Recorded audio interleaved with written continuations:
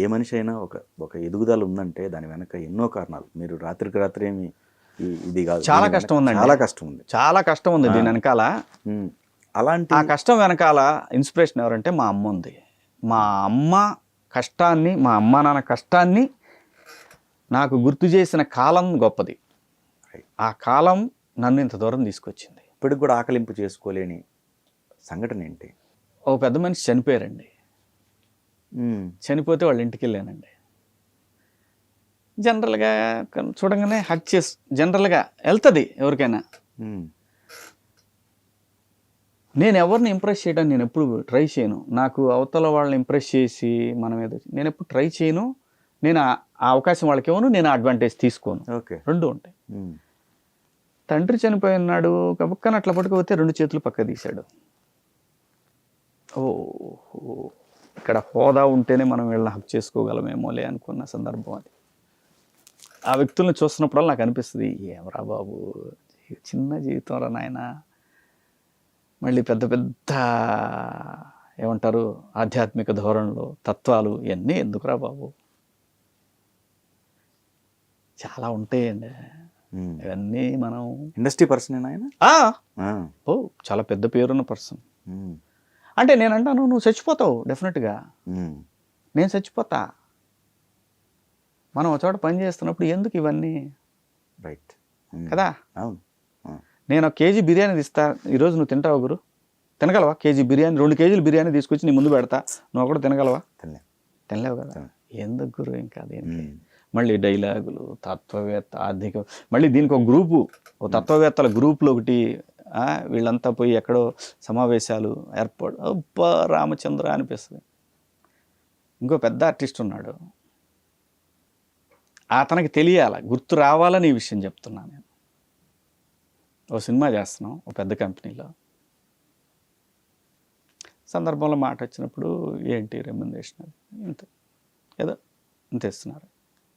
ఆ ప్రొడ్యూసర్ దగ్గరికి వెళ్ళి, ఈ సినిమాలో అందరికన్నా వాడికి ఎక్కువ ఇస్తున్నట్టు ఉన్నారే మీరు అని అన్నాడు. చాలా పెద్ద ఆర్టిస్టు. బాధేస్తాయి. నా రెమ్యునరేషన్ ఆ తర్వాత ప్రొడ్యూసర్ గారు కూడా నాకు పూర్తిగా ఇవ్వలేదు. పర్వాలేదు, నాకు ఏ రోజు ఎంత ఇస్తే అదే నాది అనుకునే భగవంతుడు. అప్పుడు నేను అనుకున్నా, ఒరే ఏమిరా నాయన, దేవుడు నీకు ఎంత ఇచ్చాడు, అవతలోడు నువ్వు అడగగానే నాకు ఇంత ఇస్తున్నారు అని చెప్పాడు అని అంటే దాని అర్థం నువ్వు తన మనిషివి కదా అని చెప్పితే, ఎందుకంతా అని నువ్వు వెళ్ళి ఆ ప్రొడ్యూసర్తో చెప్పటం అంటే, ఏం మనిషిరా నువ్వు, ఇంత వయసు వచ్చింది, భగవంతుడు నీకు ఎంతో గొప్ప అవకాశం ఇచ్చాడు. ఒక్కసారి అద్దంలో శివాజీ గురించి ఏం మాట్లాడావు నువ్వు ఆలోచించు.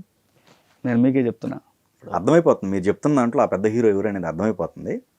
మీకు ఎవరు అర్థమైనా కానీ మీరు చెప్పలేరు ఎవరు, మనకు అనవసరం కూడా అది. నేను ఎందుకు చెప్పానంటే, ఎవరిని హట్ చేయకండి, వాడు చిన్న ఆర్టిస్టో పెద్ద ఆర్టిస్టో ఎవడన్నా కానీ, నువ్వు బాధలో ఉన్నావు, ఆ బాధను పంచుకోవడానికి వచ్చినప్పుడు నీ ఇంగితం పనిచేయలేకపోతే అదే నువ్వు దిగజారిపోతావు, వచ్చినోడికి ఏమీ కాదు. నేను చెప్పేది అది. పెద్ద సార్ మనకు కనపడేదంతా నిజం కాదండి. అవును, ఇవాళ నీ టైం బాగుంది. ఇప్పుడు ఎంతమంది పెద్ద ప్రొడ్యూసర్లు, త్రివిక్రమరావు గారు లాంటి వాళ్ళు, ఎంతమంది ప్రొడ్యూసర్లు కృష్ణానగర్లో తిరిగి పెద్ద ప్రొడ్యూసర్ అయ్యి కృష్ణానగర్లో చివరి రోజుల్లో ఇబ్బంది పడ్డవాళ్ళు ఎంతమంది. భగవంతుడు నీకు ఒక అవకాశం ఇచ్చాడంటే అది నువ్వు ఈ జన్మలో నువ్వు ఎంత నువ్వు దాన్ని పంచగలిగితే మళ్ళీ జన్మల్లో నిన్ను అంత బాగా చూసుకుంటాడు అని నాకు అభిప్రాయం. అంతే. నేను ఇక్కడ ఎవరిది తప్పు కాదు అంజిబాబు గారు, నేను చెప్తున్నాను కదా. నన్ను అవమానపరచాలి అనే డెస్టినీ నాకుండబట్టి ఆ రోజు నన్ను అవమానపరుస్తాడు అతను. నాకు ఇచ్చే రెమ్యునరేషను అంత ఉండకూడదని భగవంతుడు నిర్ణయించాడు కాబట్టి ఆ ఎదవ వాగుడు వెళ్ళి అక్కడ వాగుతారు. నాదే బ్యాడ్, వాళ్ళది ఎవరిది కాదు. నేను సింపుల్గా చెప్పేది అది, నా బ్యాడ్ లక్ అది, అంతే. నేను ఎవరిని బ్లేమ్ చేయను. లేకపోతే పవన్ కళ్యాణ్ గారికి నాకు అసలు నేను వాళ్ళ రేంజ్ వేరే. పైగా నేను ఆ ఫ్యామిలీ ఫస్ట్ నుంచి కూడా చాలా, చిరంజీవి గారంటే నాకు ఫ్యామిలీలతో నాకు సంబంధం లేదు. చిరంజీవి గారంటే ఆయన వీరాభిమాని నేను. అలా ఆయన చాలా నన్ను బాగా చూసుకున్నారు చిరంజీవి గారు ఆయన సినిమాలో చేసినప్పుడు కూడా. అంటే చుట్టూ చాలామంది, మనదంతా కూడా స్పీడ్ గ్రోత్ కావటం కూడా కొద్దిగా ఇబ్బంది పడ్డాను నేను. ఓకే. స్పీడ్గా వర్షం సినిమాలు వస్తున్నాయి, బాగున్నాము. సో ఆ జలసీ ఫ్యాక్టర్ వర్కౌట్ అయ్యిద్ది, ఖచ్చితంగా వర్కౌట్ అవుద్ది. దానివల్ల ఏంటంటే నువ్వు చెప్పే చిన్న చిన్న అబద్ధాలు కొన్ని అగాధాలను ఏర్పాటు చేస్తాయి. దానివల్ల నీకు వచ్చేది కూడా ఏమీ లేదు. రైట్. ఉన్నాయి లేనిపోయి నీ చెప్పేసి వామ్మో వాడు దొంగనాయాలన్నా వాడిని రానీబాకని చెప్పిన ఆర్టిస్టులు ఉన్నారు. నేను వాడే చెప్పింది, వాడు నా ఎంట పడుతున్నాడు అన్నాడు. వాడు కూడా ఎందుకు నేను వాడిని రానియొద్దని మనం ఎలా చెప్తాం అసలు ఇంకో మనిషికి పోయి? ఓకే. ఇవన్నీ అప్పుడు ఉండేలేండి, ఇప్పుడు లేదు. ఇప్పుడు అందరు కూడా వెరీ స్మార్ట్ హీరోస్ అంతా కూడా ఎవరిని ఎక్కడ పెట్టాలో అక్కడ పెట్టేస్తున్నారు. That is correct. ఓకే. దీనికి ఇండస్ట్రీలో అంటే నేను హీరోగా చేసిన టైంలో ఏంటంటే ఈ కొంచెం ఈ చుట్టూ సైడ్ కిక్లు అంటారు వాటిని, ఈ చేరి ఏదో ఒకటి చెప్తా, వాళ్ళ చెవుల్లో గూగుతా, వాడేదో అనుకుంటా, ఇవన్నీ కూడా మోస్తా ఉండేవాళ్ళు. అటు ఇటు ఎక్కువ ఉండేవి, ఆ మోతలో బాగా ఉండేవి. జూనియర్ ఎన్టీఆర్ గారు చాలా బాగుండేవాడు అసలు. ఆది సినిమా అప్పుడు అసలు చాలా బాగుండేవాడు. ఆ తర్వాత ఎందుకో ఫట్మని చిన్న గ్యాప్ మీ ఇద్దరి మధ్య. అంటే గ్యాప్ అంటే నేను ఎప్పుడన్నా కనపడ్డా కూడా ఇట్లానే అంతే. గ్యాప్ అంటే నేను అతని స్థాయి మన గ్యాప్ ఎందుకో అంత ఎక్కువ కలవలేకపోయాడు నేను. ఓకే.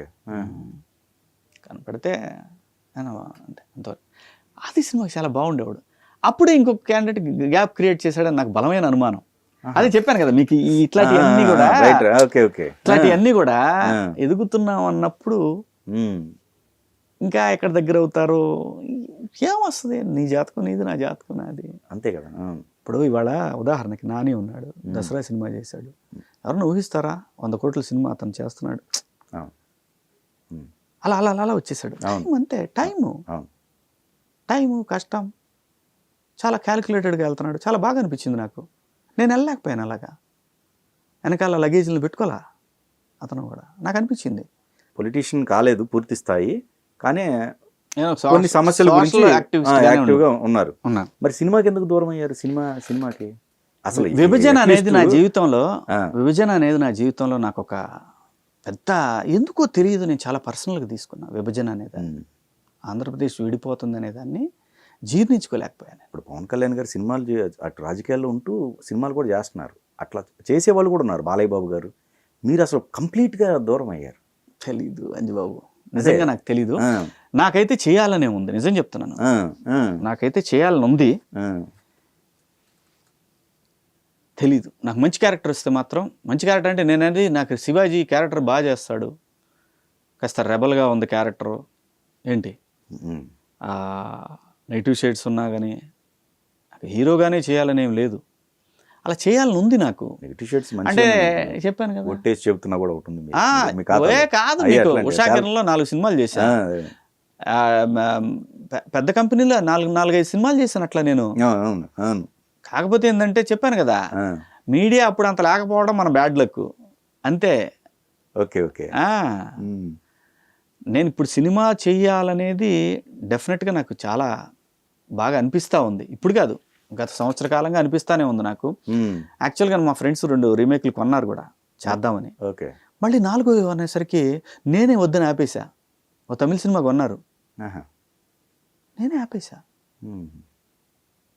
ఆ సినిమాకి music director Shyam K Naidu camera, Chintapalli Ramana డైలాగులు అన్నీ అయిపోయినాయి, రెడీ ఫర్ షూట్.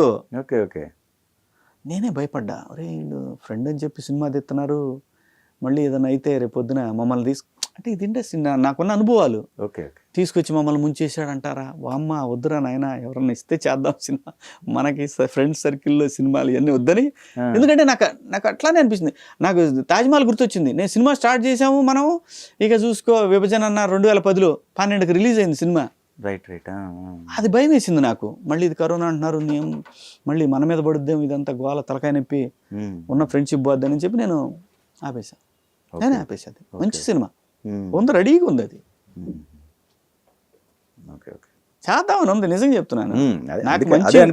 నాకు మంచి వేషం, శివాజీ పర్ఫెక్ట్గా చేయగలడు ఈ క్యారెక్టర్ని ఎవరిని ఇస్తే ఖచ్చితంగా నేను కాకపోతే ఏంటంటే 3 రోజుల క్యారెక్టర్లు 4 రోజుల క్యారెక్టర్లు అయితే నేను దానికోసం నేను ఇప్పుడు చేయాల్సిన అవసరం ఆ డబ్బులతోటి మనం మేళ్ళ కట్టేది లేదు, మిద్దలు కట్టేది లేదు. కానీ మంచి వేషం వస్తే నాకు కూడా అవి ఏంటంటే అండి స్ట్రైట్ ఫార్వర్డ్గా ఉంటాం, ఎక్కడా కూడా మనలేం మనం.